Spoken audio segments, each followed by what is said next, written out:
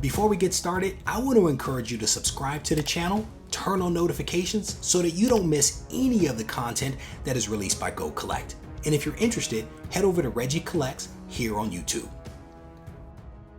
It's Wednesday, and you know what that means. It's time for the weekly Go Collect speculation recap video. Stay tuned. Reggie here, your friendly neighborhood bodybuilder and comic book collector and the host of the Go Collect speculation recap video. And I want to welcome you to another episode. In this episode, we are going to spend a little bit of time talking about some fantastic blog posts that have been written by bloggers and sent in to Go Collect. And as a reminder, I'm only going to talk about a handful of blog posts, but there is a ton of other additional information that can be found on the Go Collect website. So yes, there are the blog posts, but there's also some other stuff there that you might want to take a look at. So if you haven't yet been to the Go Collect site, I definitely want to encourage you to head over there, take a look around, check out the features and functionality for yourself, because I think that you're going to find it extremely helpful.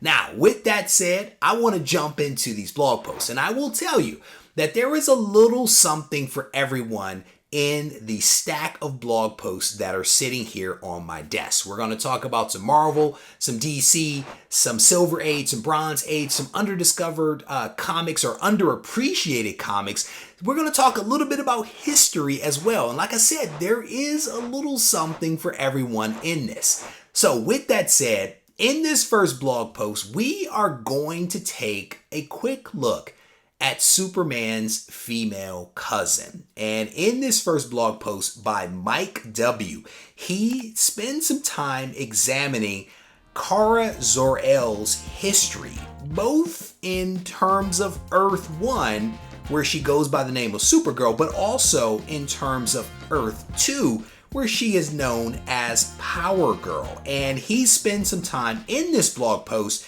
talking about the values as well as the differences that exist between Supergirl in Earth 1 and Power Girl in Earth 2. And he highlights here that Supergirl's first appearance was actually Action Comics number 252. And this is a pretty hot and a pretty popular book. But you kind of contrast that a little bit to Power Girl's first appearance in All-Star Comics number 58. And what he highlights here is that the value of this particular comic is not as high in comparison to Action Comics 252. And he spends a little bit of time, again, kind of breaking down the differences and kind of analyzing why there's actually a difference between these two. And I can tell you for a fact that I don't know that I fully appreciated that these were essentially the same characters, just operating in different universes. And part of the reason for that is I'm not the biggest DC fan, so I am continuing as I do these videos, as I read these blog posts, to improve my understanding of DC, which is really cool because it gives me an opportunity to actually go out and read some of these comics and to better understand them, which is, after all, part of what comics is all about. There are so many different characters out there, so many different genres and periods of time in which we can explore. And because many of us are still sheltering in place, this is actually a great opportunity to do exactly that. So if you are curious about Power Girl and Supergirl, I definitely want to encourage you to check out this blog post. The link to this blog post and all of the blog posts that I'll be talking about in this video are down in the description. This next blog post, written by Norman, actually takes a pretty hard look at 4 books that you might want to consider picking up. And according to Norman, these books are overlooked books, which means that they are undervalued, which means that this may be a good time to pick them up because in the future, as they continue to or will appreciate, it's a great opportunity to actually make a little bit of money. And so in this article, Norman takes a look at, again, 4 Copper Age books that he believes aren't really getting the attention that they deserve, partly because people are so focused on the Silver Age Marvel superheroes and movies and TV shows that are associated with Marvel.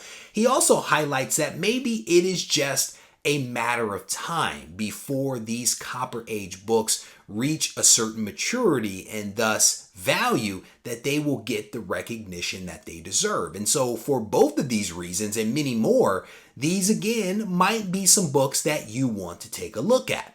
The very first book that he takes a look at is Crisis on Infinite Earths #1. And this is actually a pretty cool book that essentially is a huge crossover event. And it's where DC kills off many alternative realities and superheroes, including an evil version of Superman. The second book he highlights here in this article is Watchmen #1. And this is a book that I don't know if it's underappreciated. I think that many people appreciate this book, especially after the movie, but it is definitely a book that is undervalued and therefore is a book that you might want to consider picking up and adding to your collection. The third book that Norman highlights in his blog post is Batman, Vengeance of Bane Special #1. This is actually a really cool book because it is a fantastic story of evil essentially triumphing over Batman. Bane is the first guy to literally and figuratively break Batman, and you can actually pick this book up for under $100. A 9.6 can actually be acquired for less than $100. And you never know what could happen with Batman down the road. They are coming out with a new movie, and eventually maybe Bane will make an appearance, and this book will also go up in value. So a really cool book that you might want to take a look at. Bane is a pretty awesome character. And then the very last book that Norman highlights in his blog post is Batman Harley Quinn #1. And what makes this book really cool is that it is actually the first appearance of Harley Quinn in continuity. And a lot of people really go after Batman Adventures #12, but Norman makes an argument that you might want to take a look at Harley Quinn #1 in addition to Batman Adventures #12. In his blog post, one of the other really cool things that Norman does is he actually takes a look at the 4-month returns for all 4 of the books that I just highlighted.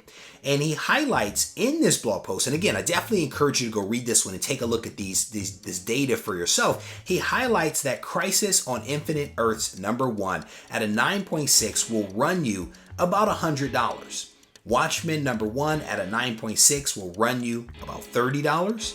Batman Vengeance of Bane Special #1 at a 9.6 is $87. And then Batman Harley Quinn #1 at a 9.6 is $155. Now, what's interesting about this is that he actually highlights that the 4-month return on these books, on 3 of the 4, is actually in negative territory. But he says that you should not necessarily be concerned about that because, again, when things are less expensive, that could potentially be the time in which you actually want to pick these books up. So I would encourage you, if you are interested in any of these characters, any of these books, or interested in the argument that Norman makes, you want to check out the blog post. The link is down in the description.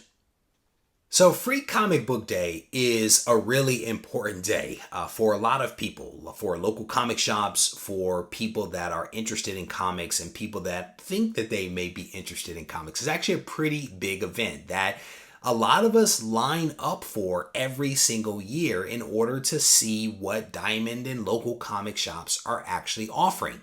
And in this next blog post entitled Character Spotlight, this blogger, Richard, actually takes a look at a character that made his first appearance in a comic that was basically given away for Free Comic Book Day. And Richard basically highlights that your returns are pretty solid if you're picking up a book for free and that book actually goes up in value. And the character that he is talking about is a Green Lantern character by the name of Simon Baz. And Simon Baz is a Green Lantern for Sector 2814, which is Earth. And what's really cool about this is that he is from Michigan and I am from Michigan. He's actually from Dearborn. I am from Detroit, but it's still pretty close. But in this blog post written by Richard, he spends a healthy amount of time basically outlining who Simon is. He talks about his power set,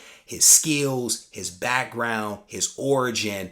And this article is pretty well done. So if you have any questions about this Green Lantern and who he is and what role he serves, this is a great blog post to actually take a look at.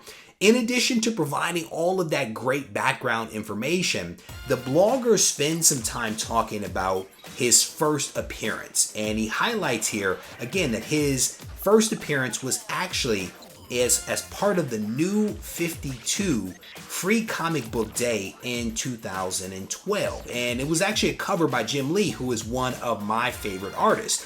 He goes on to talk about another book that you might want to pick up that actually also was part of Free Comic Book Day, is Green Lantern Zero, which also was released in 2012. And he kind of highlights here that the second appearance is actually sometimes a better appearance, at least in the eyes of many people, because he was actually the character, the Green Lantern, is actually on the cover of the second appearance, unlike the first appearance. But he points out here that the census is extremely small when it comes to the first appearance and the origin of Simon. Believe it or not, according to CGC census, there are only 43 graded copies of the Free Comic Book Day issue with an FMV of around $40. And he pulled the FMV information from Go Collect and, of course, the CGC census data from CGC's website.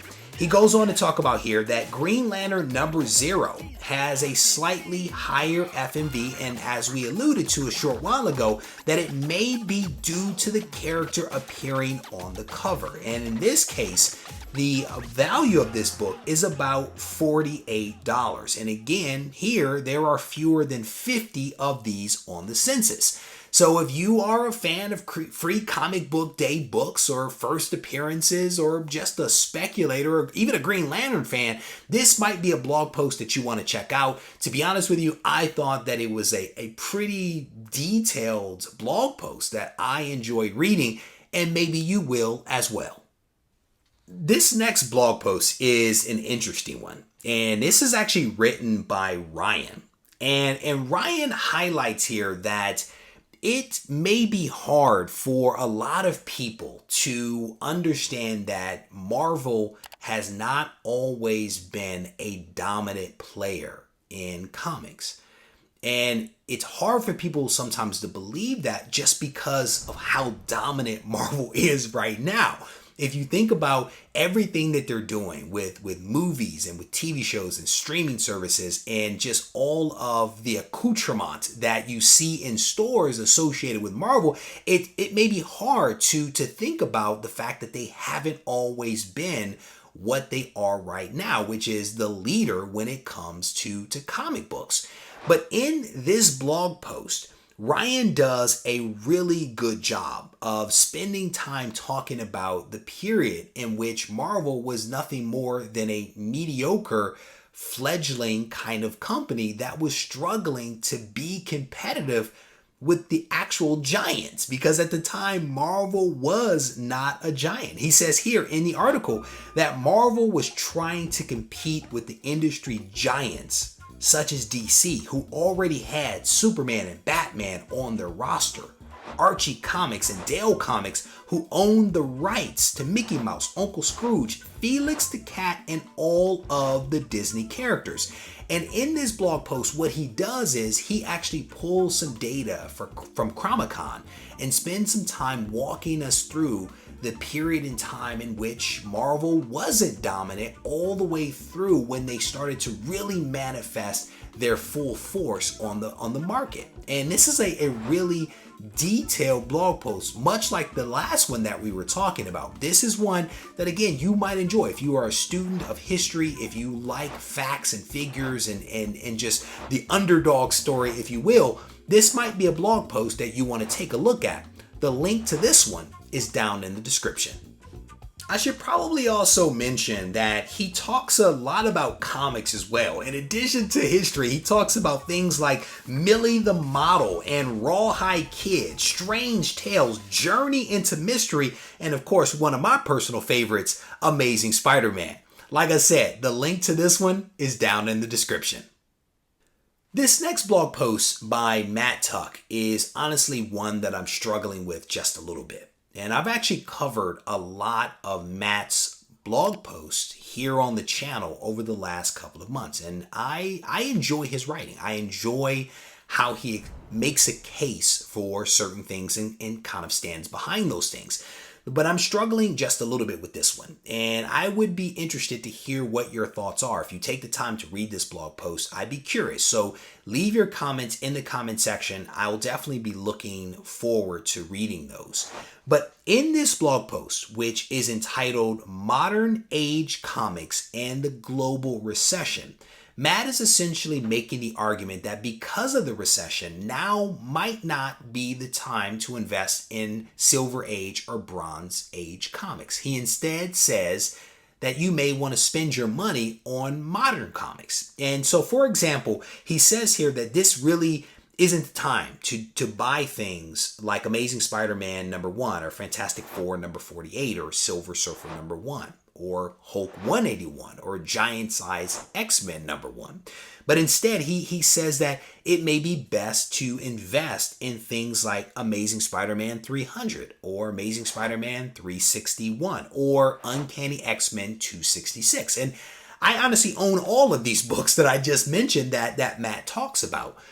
But I don't know that I fully appreciate the argument that is being made here. But again, I look forward to hearing and reading what your thoughts might be.